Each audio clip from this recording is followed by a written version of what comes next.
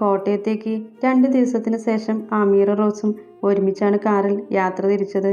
അപ്പൻ്റെയും അമ്മയുടെയും ഫോൺ വിളികൾ ഇടയ്ക്കിടയ്ക്ക് ഉണ്ടായിരുന്നു. റോസ് അമീർ കൂടെയുണ്ട് എന്ന ധൈര്യത്തിൽ തന്നെ അവരുടെ അടുത്ത് ട്രെയിനിലാണ് വരുന്നത് എന്ന് കള്ളം പറഞ്ഞു. കോട്ടയം ടൗണിലേക്ക് വണ്ടി എത്തിയതും ഉള്ളിലുള്ള ധൈര്യം ചോർന്നു പോകുന്നത് അവൾ അറിഞ്ഞു. തൻ്റെ നാടെത്തിയിരിക്കുന്നു. വീട്ടുകാരെയും കുടുംബക്കാരെയും അയൽക്കാരെയും അടക്കം ഇനി താൻ ഫേസ് ചെയ്യണം. ഉള്ളിൽ എന്തോ ഭയം തോന്നി. അവസാനം തൻ്റെ വീടിൻ്റെ മുന്നിലേക്ക് കാർ വന്നിറങ്ങി. റോസ് കോളിംഗ് ബെല്ലടിച്ചു. ആ മോളെ, നേരത്തെയാണല്ലോ. വൈകുന്നേരമല്ലേ സാധാരണ ട്രെയിൻ വരാറ്? നാൻസി വാതിൽ തുറന്നുകൊണ്ട് ചിരിച്ച അവളുടെ നേരെ നോക്കി സംസാരിച്ചു. പേടിച്ചു വിറച്ചുകൊണ്ട് റോസ് തൻ്റെ വലതുഭാഗത്തേക്ക് നോക്കി. അപ്പോഴാണ് നാൻസിയും വലതുഭാഗത്ത് കാറ് ഫ്രണ്ട് ലോക്ക് ചെയ്തുകൊണ്ട് ഇറങ്ങുന്ന അമീറിനെ കണ്ടത്. 2 നിമിഷം എടുത്തു നാൻസി ഇതാരാണ് എന്ന് മനസ്സിലാക്കാൻ. ഇച്ചായ, ഇങ്ങ് വന്നേ, അമ്മച്ചി ഉറക്കെ വിളിച്ചു. അപ്പോഴേക്കും സോളമൻ പുറത്തേക്കിറങ്ങി. റോസിൻ്റെ കൈയും പിടിച്ചു നിൽക്കുന്ന അമീർ മുഖത്തേക്ക് നോക്കാതെ നിലത്ത് നോക്കി നിൽക്കുന്ന റോസ്. സോളമൻ ഒരു ദീർഘനിശ്വാസം വലിച്ചുകൊണ്ട് രണ്ടുപേരെയും നോക്കി അകത്തേക്ക് കയറാൻ പറഞ്ഞു. നാൻസി, ചായ എടുക്ക്, അയാൾ ഗൗരവത്തിൽ പറഞ്ഞു. നാൻസി ദേഷ്യത്തിൽ റോസിനെ നോക്കിക്കൊണ്ട് അടുക്കളയിലേക്ക് കയറി. രണ്ടാളും ഇരിക്കി, സോളമൻ പറഞ്ഞു. അമീർ ഇരുന്നു. പക്ഷേ റോസ് ഹാളിലെ ഒരു മൂലയിൽ നിന്നു. എന്താണ് നിങ്ങളുടെ ഉദ്ദേശം? അയാൾ ഗൗരവത്തിൽ ചോദിച്ചു.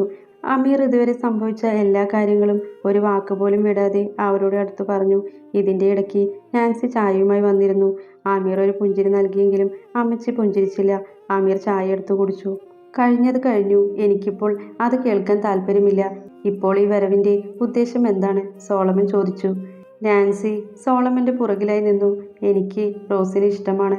അവൾക്ക് എന്നെയും വിവാഹം കഴിക്കാൻ ആഗ്രഹിക്കുന്നുണ്ട്. എൻ്റെ വീട്ടുകാരെ ഞാൻ ഒരുവിധം പറഞ്ഞ് സമ്മതിപ്പിച്ചിട്ടുണ്ട്. അപ്പച്ചൻ്റെയും അമ്മച്ചിയുടെയും സമ്മതത്തിനു വേണ്ടിയാണ് ഞങ്ങൾ ഇവിടെ വന്നത്. അമീർ ബഹുമാനത്തോടുകൂടി തന്നെ പറഞ്ഞു. എങ്കിൽ തുറന്നു കേട്ടോ, ഞങ്ങളുടെ മകളെ ഒരു അന്യമതസ്ഥരെ കെട്ടിച്ചു കൊടുക്കാൻ ഞങ്ങൾക്ക് താല്പര്യമില്ല. അതും അവളേക്കാൾ ഇളയ ചെറുക്കന്. നാൻസി ഇടയിൽ കയറി പറഞ്ഞു. എനിക്കും എൻ്റെ ഭാര്യ പറഞ്ഞ അഭിപ്രായം തന്നെയാണുള്ളത്. ഞങ്ങൾ പാരമ്പര്യമായി മതത്തിൻ്റെ ചിട്ടകൾക്കനുസരിച്ച് ജീവിക്കുന്ന കുടുംബമാണ്. ഇവളുടെയും എൻ്റെയും ഒക്കെ കുടുംബത്തിൽ അച്ഛന്മാരും കന്യാസ്ത്രീകളും ഉള്ളതാണ്. എൻ്റെ മോളുടെ നഴ്സിംഗ് പഠനം പോലും പള്ളിക്കാരുടെ റെക്കമെൻഡേഷനാണ്. എനിക്ക് ആകെ ഒന്നേ ഉള്ളൂ. അതിനെ ഞങ്ങളിൽ നിന്ന് പിരിച്ചെടുക്കരുത്. ഒരച്ഛൻ്റെ അപേക്ഷയാണ്. സോളമൻ അവസാനത്തെ വാചകം പറയുമ്പോൾ അയാളുടെ ശബ്ദം ഇടറിയിരുന്നു. റോസ് കരയാൻ തുടങ്ങി. അവളുടെ കണ്ണുകൾ നിറഞ്ഞു. എന്നെ വിവാഹം കഴിച്ചു എന്നതുകൊണ്ട് ഒരിക്കലും അവളുടെ വിശ്വാസത്തെ ഞാൻ അപമാനിക്കില്ല. അവൾ അവളുടെ വിശ്വാസത്തിൽ തന്നെ ജീവിച്ചോട്ടെ. എൻ്റെ കൂടെ ചേർന്ന് മതം മാറാനൊന്നും ഞാൻ പറയുന്നില്ല.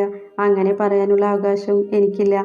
റോസിനെ ഞാൻ റോസായിട്ട് തന്നെയാണ് ഇഷ്ടപ്പെട്ടതും സ്നേഹിക്കുന്നതും. പിന്നെ പ്രായം, ഈ കാലഘട്ടത്തിൽ പ്രായം ഒരു വിഷയമാണോ? ഞങ്ങൾ രണ്ടുപേരും പക്വതയുള്ള യുവതിയും യുവാവുമാണ്. രണ്ടുപേർക്കും വിവാഹം കഴിക്കാൻ ഇതുമാത്രം പോരെ? അമീർ ചോദിച്ചു. അത് നീ മാത്രം തീരുമാനിച്ചാൽ മതിയോ? തൊട്ടപ്പുറത്ത് വാടകയ്ക്ക് വന്ന് താമസിച്ചപ്പോൾ ഒരിക്കലും കരുതിയില്ല പെൺകുട്ടികളെ ചാക്കിട്ട് പിടിക്കാൻ നിന്നതാണ് ഇന്ന്. ഇതായിരുന്നു നിന്റെ ഉമ്മ നിന്നെ പഠിപ്പിച്ചത്. എൻ്റെ മോൾക്ക് ഓരോ ഭക്ഷണം ഉണ്ടാക്കി കഴിപ്പിച്ചത് ഇതുപോലെ അവളെ നിങ്ങളുടെ കൂട്ടത്തിൽ ചേർക്കാനല്ലേ? നാൻസി ദേഷ്യത്തിൽ പറഞ്ഞു. അമീർ അത് പ്രതീക്ഷിക്കാത്തത് കൊണ്ട് തന്നെ അവനൊരു നിമിഷം ഞെട്ടലോടെ അവരെ നോക്കി. റോസി ഇടയിൽ കയറി. അനാവശ്യം പറയരുത് അമ്മച്ചി. അമീറല്ല എൻ്റെ പുറകെ വന്നത്. ഞാനാണ് അവൻ ഇഷ്ടമാണ് എന്ന് പറഞ്ഞ് അവൻ്റെ പുറകെ പോയത്. അമീറിൻ്റെ ഉമ്മ എനിക്ക് വേണ്ടി ഉണ്ടാക്കി തന്ന എല്ലാ ഭക്ഷണവും സ്നേഹത്തോടെയാണ്. ആ സ്നേഹത്തിൻ്റെ പരിശുദ്ധിയിൽ എനിക്കൊരു സംശയമില്ല, അവൾ ദേഷ്യത്തിൽ പറഞ്ഞു. ഓഹോ, ഇവൻ കൂടെയുണ്ടെന്ന ധൈര്യത്തിലായിരിക്കും നീ പെറ്റ തള്ളയോട് തിരിച്ചു പറയുന്നത്. നന്ദിയുണ്ടോ നിനക്ക്? കർത്താവിൻ്റെ പേരിൽ സത്യം ചെയ്തിട്ട് വീണ്ടും നീ ഇവൻ്റെ പിന്നാലെ പോയില്ലേ? ദൈവവിശ്വാസം ഇല്ലെങ്കിലും അച്ഛനോടും അമ്മയോടും സ്നേഹമുണ്ടെങ്കിൽ ഒരിക്കലും നീ ഇങ്ങനെ ഒരു പണി ചെയ്യില്ലായിരുന്നു. നീ ഞങ്ങളെയാണ് ചതിച്ചത്.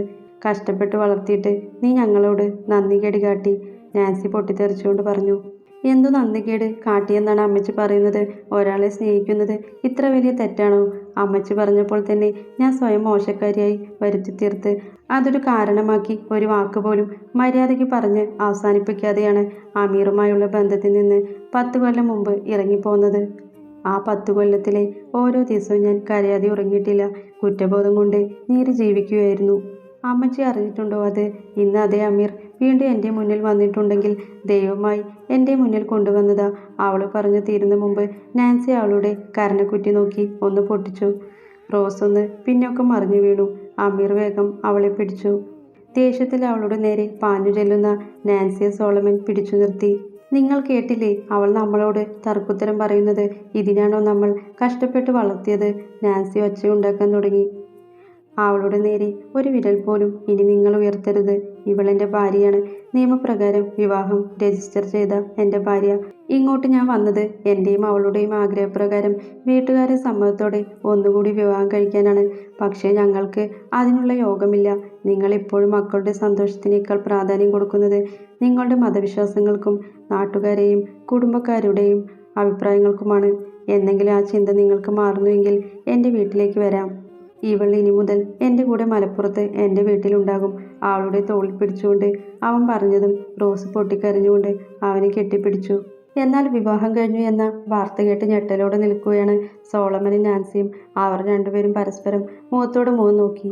അവർക്ക് ഒരേ സമയം അവളോട് ദേഷ്യവും വിഷമവും എല്ലാം തോന്നി. തങ്ങൾ വളർത്തിയ മകൾ തങ്ങളോട് പോലും ചോദിക്കാതെ വിവാഹം കഴിച്ചു വന്നിരിക്കുന്നു. ഇപ്പോൾ ഈ നിമിഷം ഈ വീട്ടിൽ നിന്ന് നിങ്ങൾ രണ്ടുപേരും ഇറങ്ങിപ്പോണം. റോസ്ലിൻ എന്ന ഒരു മകൾ എനിക്കിനിയില്ല, സോളമൻ ദേഷ്യത്തിൽ ഉറക്കെ പറഞ്ഞു. നാൻസിക്ക് പെട്ടെന്ന് ബോധം വന്നു. എത്രയൊക്കെ പറഞ്ഞാലും റോസ് അവർക്ക് ആകെയുള്ളൊരു മകളാണ്. ഇച്ചായ വേണ്ട, അവർ വേഗം ഇടയിൽ കയറി പറഞ്ഞു. പറഞ്ഞത് കേട്ടില്ലേ, ഇറങ്ങിപ്പോവാൻ, അയാൾ അലറി. അമീർ അവളുടെ കൈയും പിടിച്ച് ആ പടിയിറങ്ങുമ്പോൾ ആ വീട്ടിലെ ബഹളങ്ങൾ കേട്ട് അയൽക്കാരും നാട്ടുകാരും എല്ലാം കൂടിയിരുന്നു. മൂക്കത്ത് വിരലും വെച്ചുകൊണ്ട് ചുറ്റുള്ളവർ അവരെ നോക്കിക്കൊണ്ട് ഓരോന്ന് പറയാൻ തുടങ്ങി. അമീർ ഒന്നും വകവെച്ചില്ല. കരയുന്ന അവളെയും പിടിച്ച് അവൻ വണ്ടിയുടെ ഫ്രണ്ട് ഡോർ തുറന്നു. കാറിൻ്റെ ഉള്ളിലേക്ക് കയറാൻ മടിച്ചുകൊണ്ട് വീണ്ടും നിന്നുകൊണ്ട് കരയുകയാണ് അവൾ. ഉള്ളിൽ കയറടി, അവൻ ദേഷ്യത്തിൽ പറഞ്ഞു. അവൾ വേഗം മുന്നിൽ കയറിയിരുന്നു. തിരിച്ചുള്ള യാത്രയിൽ അവർ രണ്ടുപേരും മൗനമായിരുന്നു. റോസി നിർത്താതെ കരയുന്നുണ്ട്. പുറത്ത് ശക്തിയിൽ മഴയും പെയ്യുന്നു. തൊട്ടടുത്തുള്ള ചായക്കടയിൽ നിർത്തി അവൻ 2 ചായ ഓർഡർ ചെയ്തു. ചായയും പിടിച്ച് കാറിൽ കയറി. കോട്ടയത്ത് നിന്ന് ഇപ്പോൾ ഏകദേശം 2 മണിക്കൂറോളം ദൂരം ഡ്രൈവ് ചെയ്ത് കഴിഞ്ഞിരിക്കുന്നു. ഈ നിമിഷം വരെ അവൾ കരച്ചിൽ തന്നെയാണ്. പെട്ടെന്ന് ചായ കിട്ടിയപ്പോൾ എന്തോ ഒരു ഊർജം ഉള്ളിലേക്ക് വന്നതുപോലെ വെട്ടിപ്പൊളിയുന്ന തലവേദനയ്ക്ക് ചെറിയൊരു ആക്കം തോന്നി അവൾക്ക്. ഒന്നും വേണ്ടിയിരുന്നില്ല തോന്നുന്നുണ്ടോ? അവൻ ഗൗരവത്തിൽ ചോദിച്ചു. ആ ചോദ്യത്തിലുണ്ട് അവൻ്റെ ഉള്ളിലെ വിഷമം. താൻ കാരണമാണ് റോസ് വിഷമിക്കുന്നത് എന്ന് അവൻ്റെ ഉള്ളിൽ ആരോ ചോദിച്ചു. എനിക്ക് വേണം, എനിക്ക് നിന്നെ വേണം അമീർ. പക്ഷെ അപ്പച്ചൻ അങ്ങനെ പറഞ്ഞപ്പോൾ അവൾ അവനെ കെട്ടിപ്പിടിച്ച് വീണ്ടും കരയാൻ തുടങ്ങി. അവൻ അവളുടെ മുതുകിൽ തലോടി. ഇന്റർകാസ്റ്റ് മാരേജ് അത്ര പെട്ടെന്ന് എല്ലാവരും ഒരുപോലെ ആക്സെപ്റ്റ് ചെയ്യണമെന്നില്ല. അത് നമുക്ക് അറിയുന്ന കാര്യമല്ലേ. അതുകൊണ്ടാണല്ലോ നമ്മൾ നേരത്തെ വിവാഹം കഴിച്ചത്. പക്ഷേ എന്നും നിന്റെ അപ്പനും അമ്മയ്ക്കും നിന്നോട് ദേഷ്യം കാണിച്ചു നിൽക്കാൻ പറ്റുമെന്ന് തോന്നുന്നുണ്ടോ? കുറച്ച് സമയം എടുത്തവർ നമ്മുടെ അടുത്തേക്ക് തന്നെ വരും, എനിക്കുറപ്പുണ്ട്, അമീർ പറഞ്ഞു. ഉറപ്പാണോ? അവൾ അവൻ്റെ നെഞ്ചിൽ നിന്ന് തലയുയർത്തി അവനെ നോക്കി ചോദിച്ചു. ഉറപ്പ്, അവൻ ചിരിച്ചുകൊണ്ട് പറഞ്ഞ് ആ നെറ്റിയിൽ ഒരു മുത്തം കൊടുത്തു. 5 വർഷങ്ങൾക്ക് ശേഷം നഗരത്തിലെ ഒരു സൂപ്പർ മാർക്കറ്റിൽ നിൽക്കുകയാണ് അമീർ. റോസ് വാട്സപ്പ് ചാറ്റിൽ ഒരു ബിരിയാണി വെക്കാനുള്ള സാധനങ്ങൾ മുഴുവൻ അയച്ചിട്ടുണ്ട്. എല്ലാം നോക്കി അവനെ എടുത്തു. ഒപ്പം 2 ഡയറി മിൽക്കും. കൊച്ചിയിലെ ഒലിയോ അപ്പാർട്ട്മെൻറ്റിലെ 40B-യിലാണ് അവർ താമസിക്കുന്നത്. കയ്യിൽ കവറുകളും പിടിച്ച് അവൻ ലിഫ്റ്റിൽ കയറി തൻ്റെ ഫ്ലാറ്റിൻ്റെ മുന്നിലെത്തി കോളിംഗ് ബെൽ അടിച്ചു. വാതിൽ തുറന്നത് നാൻസിയായിരുന്നു. ആ മോനെ, ഞാൻ എൻ്റെ പ്രഷറിൻ്റെ ഗുളിക വാങ്ങിക്കാൻ പറയാൻ നിന്നതായിരുന്നു, പക്ഷേ മറന്നുപോയി, നാൻസി പറഞ്ഞു. അമ്മച്ചി മറന്നാലും ഞാൻ മറന്നിട്ടില്ല. എനിക്ക് നല്ല ഓർമ്മയുണ്ട്, അത് തീരാനായിട്ടുണ്ട് എന്ന്. ആമിർ പോക്കറ്റിൽ നിന്നും തൻ്റെ കയ്യിലുള്ള ഗുളിക അവർക്ക് നേരെ നീട്ടി. അവർ സന്തോഷത്തോടെ അത് വാങ്ങി. ഒപ്പം അവൻ്റെ കയ്യിലുള്ള ബാക്കി കവറും. ഹാളിലായി ആനയും പാപ്പാനും കളിക്കുകയാണ് ആമിറിൻ്റെ ഇരട്ട കുട്ടികൾ സാറ, ലാറ. ആനയായിട്ട് നിൽക്കുന്നത് സോളമനും. ഉപ്പ. അവർ രണ്ടുപേരും ഓടിച്ചെന്ന് അവൻ്റെ കാലിൽ പിടിച്ചു. അവൻ ഒരേ സമയം 2 കുഞ്ഞുങ്ങളെയും വാരിയെടുത്തു. കയ്യിലുള്ള ഡയറി മിൽക്ക് കൊടുത്തു. മോനി, ചായ എടുക്കട്ടെ? റോസുമോൾ കുളിക്കാൻ പോയിരിക്കുക, നാൻസിയോട് ഇടാൻ പറയാം. സോളമൻ പറഞ്ഞു തീരുന്ന മുമ്പ് തന്നെ നാൻസി ചായയായിട്ട് വന്നു. ആമിർ ചായയും പിടിച്ച് ഹാളിലിരുന്നു. കുറച്ചു നേരം സോളമനുമായി സംസാരിച്ചു. പിന്നെ തൻ്റെ മുറിയിൽ കയറി. അവിടെ കുളി കഴിഞ്ഞു. തലയിൽ തോർത്തും ചുറ്റി ഇറങ്ങിയിട്ടുണ്ട് തൻ്റെ സുന്ദരിക്കോത. ഒരു പ്രസവം കഴിഞ്ഞപ്പോൾ അവൾ കൂടുതൽ തടിച്ചയായി. പക്ഷെ അതൊന്നും തനിക്ക് അവളോടുള്ള സ്നേഹം കളഞ്ഞിട്ടില്ല. അവൻ പിന്നിലൂടെ അവളെ പുണർന്നു. സാധനങ്ങളെല്ലാം വാങ്ങിയില്ലേ? നാളെ ഇവർ പോകും. അതുകൊണ്ട് ഇന്ന് നൈറ്റ് സ്പെഷ്യൽ ബിരിയാണി വെക്കണം. നീ വേണം വെക്കാൻ, റോസ് പറഞ്ഞു. ഓ, ഞാനൊന്ന് റൊമാൻറ്റിക്കായി അടുത്തു വന്നപ്പോൾ നീ ഈ ബിരിയാണി പണിയാണോ എന്നോട് പറയുന്നത്? അവൻ ചോദിച്ചു. ഓ പിന്നെ, പോയി കുളിച്ചിട്ട് വാ, റോസ് പറഞ്ഞു. നീയും വാ, അവൻ വിളിച്ചു. എൻ്റെ കുളി കഴിഞ്ഞതാ, ഇനി വേണ്ട. അവൾ കിടന്ന് കുതറി. നിന്നെ എൻ്റെ കയ്യിൽ കിട്ടും, അവൻ പറഞ്ഞുകൊണ്ട് ബാത്റൂമിൽ കയറി. രാത്രി മൊത്തം ബഹളവും തമാശയായിരുന്നു. എല്ലാവരും കൂടി ഒരുമിച്ചിരുന്ന് പഴയ കഥകളും തമാശയും എല്ലാം പറഞ്ഞാണ് ഭക്ഷണം കഴിച്ചത്. പിന്നെ ബിരിയാണി സ്പെഷ്യലിസ്റ്റ് അമീറാണ്. അവൻ പാചകം ചെയ്യും, ഇവൾ പാത്രം കഴുകും. കോട്ടയത്ത് നിന്ന് ഇടയ്ക്കിടയ്ക്ക് തൻ്റെ പേരക്കുട്ടികളെ കാണാൻ ഇതുപോലെ സോളമനും നാൻസിയും വരും. അതുപോലെ ക്രിസ്മസ് ഈസ്റ്റർ ആയാൽ അവിടേക്ക് ഇവരും പോകും. രാത്രി കുട്ടികൾ രണ്ടും ഇന്ന് അവരുടെ അപ്പൂപ്പൻ്റെയും അമ്മൂമ്മയുടെയും കൂടെയാണ് കിടത്തം. കാരണം നാളെ രാവിലെ അവർ തിരിച്ചു പോകും. അമീർ മൊബൈൽ ഗാലറിയിൽ ഇന്നെടുത്ത ചില ഫോട്ടോ നോക്കുകയാണ്. കുട്ടികൾ ജനിച്ച ശേഷം ഗാലറിയിൽ ഇപ്പോൾ അവർ മാത്രമാണ്. തൻ്റെ ഉപ്പയുടെയും ഉമ്മയുടെയും കൂടെ ഇരിക്കുന്നതിനേക്കാൾ ജോളിയാണ് കുട്ടികൾ റോസിൻ്റെ വീട്ടുകാരുടെ കൂടെ. പാത്രമെല്ലാം കഴുകി കഴിഞ്ഞുകൊണ്ട് അവൾ അവൻ്റെ അടുത്തേക്ക് വന്നു. വാതിൽ കുറ്റിയിട്ടുകൊണ്ട് അവൻ്റെ മേലിൽ ഒറ്റച്ചാട്ടം. പടച്ചോനെ, എൻ്റെ നെഞ്ച് ഇടിച്ചു കലക്കോ നീ, അവൻ ചോദിച്ചു. അവൾ ഇടിച്ചുകൊണ്ട് അവൻ്റെ ഷോൾഡറിലേക്ക് തലവെച്ച് അവൻ്റെ കൂടെ ഗാലറിയിലുള്ള പിക്ക് നോക്കി. അപ്പനും അമ്മയും മക്കളുടെ കൂടെ എന്ത് ഹാപ്പിയാണല്ലേ. നമ്മളെക്കാൾ അടുപ്പമാണ് അവരോട്. അവൾ ഫോണിലുള്ള കുട്ടികളുടെ 1-ാം പിറന്നാളിന് അവരുടെ കൂടെ എടുത്ത ഫോട്ടോ നോക്കി പറഞ്ഞു. ഞാൻ ഈ ഫോട്ടോ കാണുമ്പോൾ പഴയതോർക്കും. ഇനി ഇങ്ങനെ ഒരു മകളില്ല.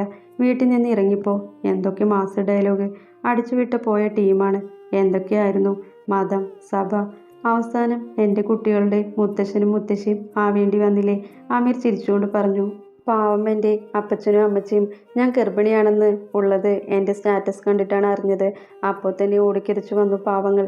നിങ്ങളുടെ വീട്ടുകാർ എന്നെ മര്യാദയ്ക്ക് നോക്കില്ലേ, പേടിച്ചിട്ടാണ്. പാവം, റോസ് പറഞ്ഞു. എന്നിട്ട് എൻ്റെ ഉമ്മ എന്ത് കുറവാണ് നിനക്ക് തന്നത് ചക്കപ്പോത്തെ. ഉള്ള ഇറച്ചിയും ബിരിയാണിയും ഉമ്മാനെ കൊണ്ടേ ഉണ്ടാക്കിപ്പിച്ചു. ഒന്നുകൂടി തടിച്ചു. അമീർ അവളുടെ കവിളി പിടിച്ച് വലിച്ചുകൊണ്ട് പറഞ്ഞു. പാവം എൻ്റെ ഉമ്മ, നിന്നേക്കാൾ സ്നേഹമുണ്ട് ഉമ്മാക്ക് എന്നോട്, റോസ് പറഞ്ഞുകൊണ്ട് അടുത്ത ഫോട്ടോ അവൻ്റെ ഫോണിൽ സ്ക്രോൾ ചെയ്തു. അയ്യോ അമ്മി, നോക്ക്, മക്കൾ ഒരുപാട് വളർന്നുവല്ലേ. എനിക്കിപ്പോഴും അവർക്ക് കുറച്ചു മുമ്പ് വരെ പാൽ കൊടുത്തത് ഓർമ്മ വരിക. LKG ആയി എന്ന് തോന്നുന്നുകൂടിയില്ല. അവളവൻ നോക്കുന്ന കുട്ടികളുടെ ഫോട്ടോ സൂം ചെയ്തുകൊണ്ട് പറഞ്ഞു.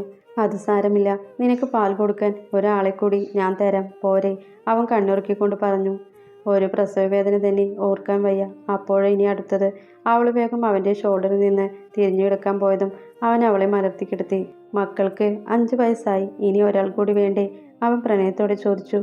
വേണ്ട, എനിക്കിവരെ സ്നേഹിച്ചിട്ട് കൊതി തീർന്നില്ല, അവൾ പറഞ്ഞു. കുറച്ചുകൂടി കഴിഞ്ഞാൽ നീ കിളവിയാവും. നീ എന്നേക്കാൾ മൂത്തതാണ്, മറക്കേണ്ട കേട്ടോ റോസ് ചേച്ചി, അവൻ കളിയാക്കി പറഞ്ഞു. റോസിന് ഒട്ടും ഇഷ്ടമില്ല അവൻ തൻ്റെ പ്രായം അവളെ ഓർമ്മിപ്പിക്കുന്നത്. അവളെ ദേഷ്യത്തിൽ കുതിറിക്കൊണ്ട് തിരിയാൻ പോയതും അവൻ ഒന്നുകൂടി അവളെ മുറുക്കി കെട്ടിപ്പിടിച്ചു. എനിക്ക് ഇനിയും ഒരു കുഞ്ഞു വേണം, ഒന്ന് സഹകരിക്ക് പ്ലീസ്, അവൻ ചെവിയിലായി പറഞ്ഞു. അവൾ നാണത്തോടെ അവനെ നോക്കി. പ്ലീസ്, അവൻ കൊഞ്ചി. ആ കൊഞ്ചലിൽ അവൾ വീണു എന്നു തന്നെ പറയാം. അമീർ ഡോക്ടറുടെ പ്രണയച്ചൂടിൽ റോസ് അലിഞ്ഞു. ഇവിടം കൊണ്ട് അവസാനിപ്പിക്കുകയാണ് അമീർ ഡോക്ടറുടെയും റോസിൻ്റെയും കഥ. തടസ്സങ്ങളില്ലാത്ത പ്രണയങ്ങളില്ല. തടസ്സങ്ങളെ മറികടന്ന് ഒരേപോലെ തുല്യശക്തിയിൽ ഇരുവരും നിന്നാൽ പ്രകൃതി പോലും അവർക്ക് അനുകൂലമായിരിക്കും.